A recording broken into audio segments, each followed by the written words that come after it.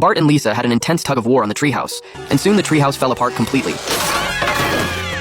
Seeing the damaged treehouse, Bart was extremely upset. Homer promised to help him build a new one, but his car didn't stop at the lumberyard. Later, Homer took Bart to sneak into the railway tracks to steal wood. Bart was worried about danger, but Homer said the tracks had long been abandoned. Before he finished speaking, a train came rushing toward them. The train lifted off into the air, spun several times, and then landed smoothly. Homer and Bart were dumbfounded with fear. Back home, Homer took out the treehouse design drawings, but Lisa reminded him they were plans for a go-kart track. Homer had to cover up his mistake by getting angry, then started construction. Soon, the construction site became their playground. Helpless, Marge called in professional experts. Shortly after, the Amish people headed toward the sound of the bell. With their help, the main structure of the treehouse was successfully completed. Homer exclaimed that this would be the biggest and best treehouse in history. That night, the Simpson family's treehouse opened grandly, and the townspeople flocked to celebrate. Bart stood at the door, warmly welcoming the residents. The doctor praised the colorful lights, and Homer said the Amish knew a lot about electricity. As soon as he finished speaking, sparks exploded from the socket. The fire spread quickly, and the treehouse instantly turned into a huge torch. People screamed and fled. Homer, slow to react, was crushed by falling decorations. Turning around, Homer spotted Santa's little helper. The dog hesitated, then prepared to step forward with Homer's encouragement, but was finally scared away by the flames. Down by the tree, Marge realized Homer hadn't come down. She tried to rescue him, but the ladder was burned down. Just then, a cat's shadow flashed by and nimbly rushed up. By this time,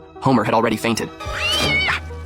Snowball woke the unconscious Homer with its paws. Grateful, Homer kept stroking Snowball and then turned to scold Santa's little helper for being selfish, banning it from the house. Homer even took Snowball to the bar for a drink. Everyone loved Snowball, while Santa's little helper was driven away by everyone. When walking down the street, people would cheer for Snowball and even prepare a millefeuille cake specially for it. The mayor even renamed the dog park to the cat park. Homer even announced in an interview, to make Santa's little helper regain Homer's affection, Bart and Lisa took out a videotape for it to learn from Rin Tin Tin was brave both on and off screen. One day, Homer forgot to take his beer while eating a hamburger. He casually put the hamburger on the ground, and it was just eaten by Santa's little helper. To punish the dog, Homer locked it up. Bored, Santa's little helper found the beer Homer had left behind. This scene was just seen and recorded by a passing photographer. After seeing it, the chairman of the brewery handpicked Santa's little helper as the new Duff spokesperson. He then brought back Duffman and went to the Simpson house. Tempted by the chairman's attractive offers, Homer agreed to their request. Soon after the advertisement featuring Santa's little helper aired, Duff beer sold out instantly, and Homer received a generous endorsement fee. Just then, Santa's little helper's previous owner showed up. Marge reminded them that they had abandoned the dog on Christmas Eve, and they had taken it in. Now Santa's little helper belonged to them. The owner then presented evidence of Homer's interview. In this way, Santa's little helper was taken away. Since then, the dog was treated as a cash cow,